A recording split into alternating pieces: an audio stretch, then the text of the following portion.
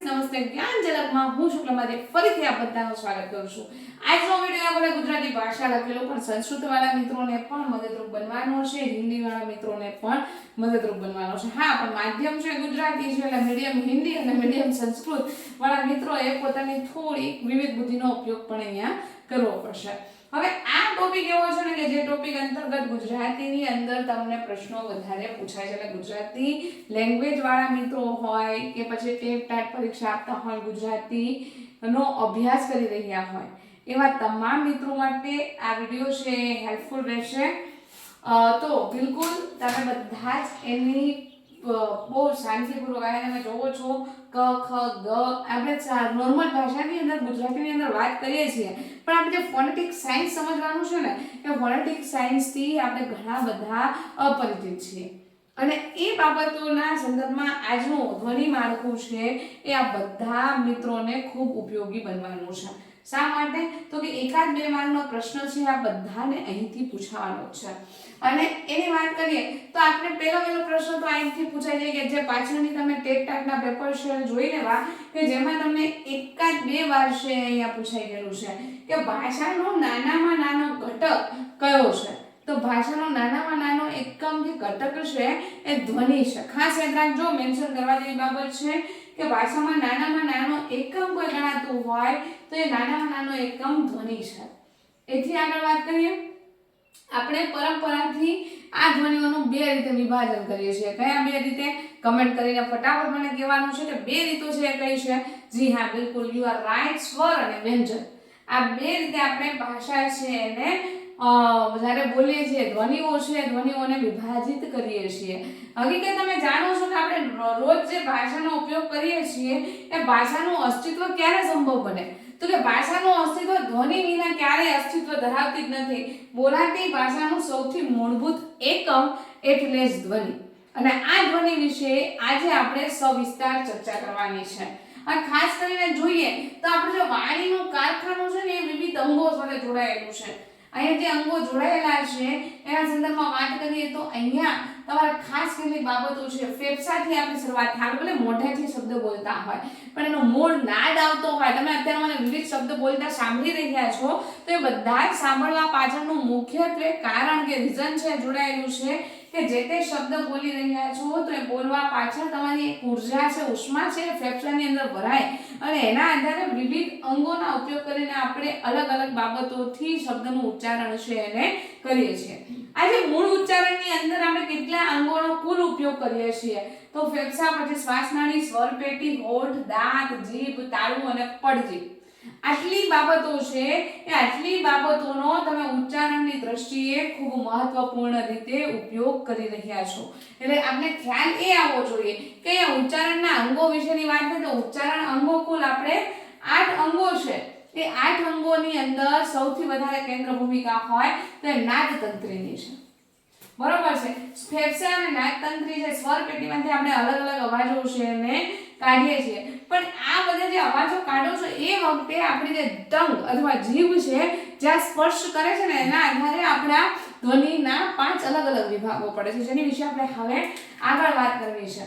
પણ જ્યારે તમે યાદ રાખવાનું છે સ્વર કોને કહેવાય, વ્યંજન કોને કહેવાય એની વ્યાખ્યા, ડેફિનેશન પહેલા આપણે સમજીએ. તો કે જ્યારે ફેફસામાંથી બહાર નીકળેલી હવા મુખમાંથી કોઈ પણ અવરોધ વિના, બરોબર સમજો, જ્યારે મુખમાંથી બહાર નીકળે ફેફસામાંથી બહાર નીકળેલી હવા મુખના કોઈ પણ અવરોધ વિના સીધી જ બહાર આવી જાય તો એને આપણે સ્વર કહીએ છીએ. અને આ જે સ્વર છે એ અન્ય કોઈ ધ્વનિની સહાયતા વગર ઉચ્ચારણ કરી શકાય. ઉદાહરણ તરીકે છે અહીંયા આપણે વાત કરીએ તો ક થી લઈને ક ખ ગ ઘ ચ છ જ ઝ આ જે શબ્દ બોલો છો ને એની પાછળ તમને એક સ્વર સંભળાતો હશે, અ શબ્દ. બરોબર? એટલે જ્યારે વ્યંજન લખો છો તો વ્યંજન બધા જ હલંત હોય છે અને સ્વર છે એ બધા કેવા છે? પોતાના વાસ્તવિક સ્વતંત્ર ઉચ્ચારણ વાળા છે. એટલે આપણે ખાસ આ જે બે વસ્તુ વચ્ચેનો ડિફરન્સ છે એ ડિફરન્સને આપણે ધ્યાને રાખવાનું છે. હવે આપણે જ્યારે સ્વર છે બોલીએ છીએ તો એ સ્વર બોલીએ છીએ ત્યારે પણ તમે ઘણી બધી વાત છે એને નોટિસ કરજો. જો અહીંયા એક નાનકડું એવું માળખું છે કે જે માળખાની અંદર તમારી જીભ છે એ કેવી રીતે સ્પર્શ કરશે. દાખલા તરીકે ઈ નું ઉચ્ચારણ કરો છો તો અગ્ર ભાગની અંદર છે એ ઈ નું ઉચ્ચારણ છે થાય છે ઉચ્ચ રીતે બોલવામાં આવે તો. એટલે આપણે ઈ વર્ણનો જ્યારે ઉપયોગ કરીએ છીએ ત્યારે જીભ છે આપણી સહેજ ઉપરની દિશા તરફ જાય છે અને આ બોલો તો ત્યારે આપણી જીભ છે નીચેની વાળી દિશાની અંદર જતી હોય છે. એટલે આ જે ચાર્ટ છે ચાર્ટ તમને શું સમજાવે છે તો કે આખી જીભની ભૂમિતિ તમને સમજાવવાનો પ્રયત્ન કરે છે કે અગ્ર મધ્ય અને પશ્વ આપણી જે જીભ છે ને જીભના 3 ભાગ છે. આ 3 ભાગની અંદર જ્યાં જ્યાં તમને સ્પર્શ છે એ સ્પર્શ સાથે તમારા જે સ્વરનું ઉચ્ચારણ થાય છે એ અહીં રજૂ કરાયેલું છે. ઉદાહરણ તરીકે આપણે ઈ શબ્દ બોલીએ છીએ તો ઈ વખતે આપણી જીભ ઉપરની બાજુ જાય છે. એ જ રીતે એ છે તો મધ્ય રહે છે, નહીં ઉપર ને નીચે. તમારે જ્યારે એ નું ઉચ્ચારણ થાય ત્યારે તમારી જીભ છે એને બહુ ઓછો થડકારાની જરૂર પડે છે અને નિમ્ન છે ઐ ત્યાં તમારી જીભ છે એ નીચેના ભાગની અંદર રહે છે. આ જ્યારે અભ્યાસ કરીએ છીએ ત્યારે સાથે સાથે મનની અંદર બોલવાની પણ ટેવ રાખજો, કારણ કે જેટલું તમે બોલીને વ્યવસ્થિત સમજીને કરશો ત્યારે તમને છે એ વસ્તુ યોગ્ય કક્ષાને લાગે. અહીંયા જ્યારે આપણે વાત આ 3 સ્વરોની માત્ર કરતા હોઈએ ત્યારે આ 3 સ્વર છે ઉચ્ચારણ થાય તો જીભના આગળના ભાગની અંદર મૂવમેન્ટ થાય.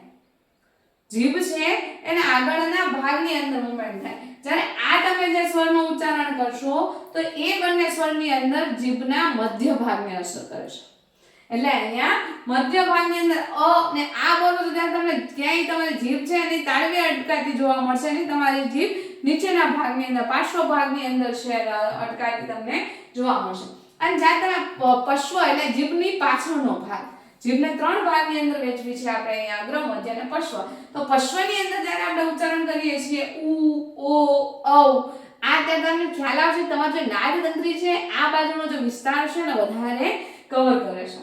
એટલે ખાસ કરીને આપણે જોઈએ છીએ કે સ્વર છે ને એ આપણે માત્ર બોલીએ કે જેનું સ્વતંત્ર ઉચ્ચારણ થાય આપણે એ ખ્યાલ ઘણી વાર નથી હોતો કે આપણી જીભ છે 3 ભાગની અંદર વહેંચાયેલી છે અને એ જીભની જે 3 ભાગ છે 3 ભાગ દ્વારા અલગ અલગ વર્ણોનું ઉચ્ચારણ બહુ સ્પષ્ટ રીતે બહુ સુંદર રીતે છે કરી શકાય છે. હવે એ રીતે આપણે આગળ જોઈએ તો સ્વરનો પ્રકાર છે સમય અને સંબંધ છે. દાખલા તરીકે રસ્વ સ્વર છે કોને કહી શકાય ટૂંકો ઉચ્ચાર હોય અ ઈ ઉ રૂ આ 4 સ્વરો છે બહુ ટૂંકો ઉચ્ચારણ છે. આ ટૂંકા ઉચ્ચારણ વાળા સ્વર છે એને રસ્વ સ્વર કહેવાય. જે સ્વરના ઉચ્ચારણ માટે બીજા સ્વરની સહાયભૂતતા જોઈએ છે. બરોબર, બીજી રીતે જો સમજવું હોય તો એવું કહે લાંબો ઉચ્ચાર સિવાય તમારે સમજવું હોય તો અ ને આની જરૂર પડે, ઔ ની અંદર પાછે અ ને ઉ આ વર્ણની જરૂર પડે. એટલે જ્યારે સંયુક્ત સ્વર છે એ જોડાયેલા સ્વરો છે. લાંબો ઉચ્ચારણ થશે બધા કેવા સ્વરો હશે? સંયુક્ત સ્વર હશે કે આ છે, ઈ છે, ઉ છે, એ છે, ઐ છે, ઓ છે, ઔ છે. આ બધા જ સ્વરો છે એનું ઉચ્ચારણ લાંબુ છે. એટલે આપણે સ્વરને પણ બે રીતે વિભાજિત કરી શકીએ. સમયની દ્રષ્ટિએ જ્યાં ઉચ્ચારણ માટેનો સમય ઓછો ફળવાય છે તે રસ્વ સ્વર, જ્યાં ઉચ્ચારણ માટેનો સમય વધુ ફળવાય છે તે દીર્ઘ સ્વર. સ્વરનું સગપણ સજાતીય સ્વર ને વિજાતીય સ્વર કોને કહેવામાં આવે? હવે જો સજાતીય સ્વર ને વિજાતીય સ્વર તમને સંધિની અંદર પણ ઘણી બધી વાર આ પ્રશ્ન પૂછાય છે. હવે સજાતીય સ્વર કોને કહેવાય તો કે જે વર્ણનું ઉચ્ચારણ જે બાજુથી થતું હોય. બરોબર સમજો, જે વર્ણનું ઉચ્ચારણ જે જગ્યાએથી થતું હોય એ જગ્યાએથી ઉચ્ચારાયેલો વર્ણ સજાતીય કહેવાય. દાખલા તરીકે અહીંયા અ વર્ણ છે સજાતીય, આ છે એ સજાતીય ગણી શકાય. કેવી રીતે તો કે બંનેનું ઉચ્ચારણ સ્થાન છે એ સમાન છે. એ જ રીતે ઈ અને ઈ આપણે ઉચ્ચારણ વ્યવસ્થા આગળ જોઈ લીધી છે. ઉ અને ઉ પણ જ્યારે આપણે વિજાતીય સ્વર બોલશું તો બંનેના સ્વર માટે જે ઉચ્ચારણ સ્થાનો છે કેવા છે? અલગ અલગ પડી જશે. બરોબર છે. ઉદાહરણ તરીકે અ માટે, ઈ માટે, ઉ માટે આ બધા વિજાતીય સ્વર છે કે જેની સંધિ તમે કરશો તો એ સંધિની અંદર અક્ષર પણ બદલાઈ જશે અને એનું ઉચ્ચારણ સ્થાન પણ મૂળભૂત રહેશે નહીં. હવે જો આપણે હમણાં જ કીધું હતું, હમણાં વાત કરી હતી કે કોઈ પણ સ્વરનું ઉચ્ચારણ કોઈ પણ વ્યંજનનું ઉચ્ચારણ સ્વર વગર છે થઈ શકતું નથી. એટલે જ્યારે પણ આપણે ખાલી શબ્દ પ્રયોજે છીએ હલંત દર્શાવવાનો છે, હલંત દર્શાવી શકાયો નથી. ક પ્લસ અનું ઉચ્ચારણ થાય છે ત્યારે ક પૂર્ણ સ્વર બને છે.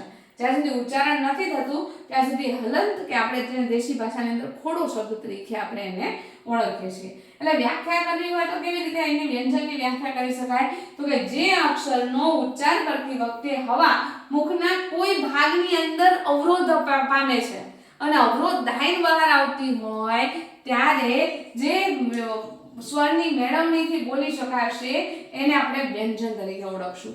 દાખલા તરીકે કી શબ્દ બોલો છો, ક બોલો છો, ક બોલો છો, તો આ બધાની અંદર તમે એક વ્યંજન છે એનો ઉમેરો વ્યંજનની અંદર સ્વરનો ઉમેરો કરી દીધેલો છે. હવે જો ખાસ મુખ્ય મોસ્ટ આઈએમપી ગણી શકાય એવું કે જેની ટેગ 2 હોય તો ટેગની અંદર તમે ભાષાના ધ્વનિના પ્રકારો પૂછાય છે, ટાટ આપવાના છો ગુજરાતીની અંદર, અગાઉ પણ પરીક્ષાની અંદર પૂછાયેલા છે. તો ખાસ કરીને તમારે આને યાદ રાખવાનું છે. એવું હોય તો સ્ક્રીનશોટ પણ લઈ લેજો. હું સાઈડ ઉપર ઘસી જઈશ એટલે તમને આનો એસએસ છે લેવાની અંદર અનુકૂળતા રહે. એસએસ લેવા પાછળનું રીઝન એવું પણ છે કે આ જે મુદ્દાઓ છે ને એ તમારા 5 અલગ અલગ પ્રકારના ઉચ્ચારણ સ્થાનો છે. જ્યારે તમે 5 ઉચ્ચારણ સ્થાનો છે એમાંથી કોઈ પણ વર્ણ છે એનું ઉચ્ચારણ કરો તો દાખલા તરીકે કંઠ્ય તો ગળામાંથી ઉચ્ચારણ થતા શબ્દ છે. કયા કયા થાય? ક, ખ, ગ, ઘ, અંગ. આ બધા ના જ્યારે ઉચ્ચારણ કરીએ છીએ આપણે ત્યારે ઉચ્ચારણની અંદર આનો ઉપયોગ થાય છે. હવે સંસ્કૃતની અંદર આપણે જ્યારે ભણતા હતા ને એ વખતે કદાચ તમે અત્યારે હાલ પણ અભ્યાસ કરતા હોય તો વ્યાકરણની અંદર એવું કીધું છે કે અકુ વિસર્જન્યાનામ કંઠાહા આવું સૂત્ર આપેલું છે કે અ વગેરે વર્ણ છે અકારે આપણે ગળેથી જ બોલીએ છીએ. એ જ રીતે ક વર્ણ છે એ ક વર્ગના બધા જ 5 વર્ણો છે એનું ઉચ્ચારણ સ્થાન છે કંઠ છે. એટલે તમને પરીક્ષાની અંદર એવું પૂછાય કે ક ખ ગ ઘ કયા ઉચ્ચારણ સ્થાન સાથે જોડાયેલા છે. તમારી પાસે 4 વિકલ્પો આપેલા હોય કંઠ્ય, તાલવ્ય, મૂર્ધન્ય, દંત્ય. તો એ વખતે છે ઘણા બધા મુશ્કેલીમાં મુકાઈ જઈએ આપણે કે પ્રશ્ન સહેલો લાગે, સાવ સરળ લાગે, મજાનો લાગે, પણ એ મજાના પ્રશ્ન માટે આપણે ખ્યાલ હોવો જોઈએ, સૂત્ર ખબર હોવી જોઈએ કે કયા વર્ણ છે એ કંઠથી ઉચ્ચારણ પામે છે, કયા તાલવ્યના છે. એટલે ચ વર્ણ છે ચ, છ, જ, ઝ અને અ. આ જ્ઞ શબ્દ છે આને જ્ઞ વાંચવાનો છે. ચ, છ, જ, ઝ, જ્ઞ. તો એ તાલવ્ય વર્ણ છે. મૂર્ધન્ય વર્ણ કોને કહીશું આપણે? તો કે ટ, ઠ, ડ, ઢ, ણ. ટ, ઠ, ડ, ઢ, ણ આ જે મૂર્ધન્ય વ્યંજન છે. અને ત્યાર પછી આપણે વાત કરીએ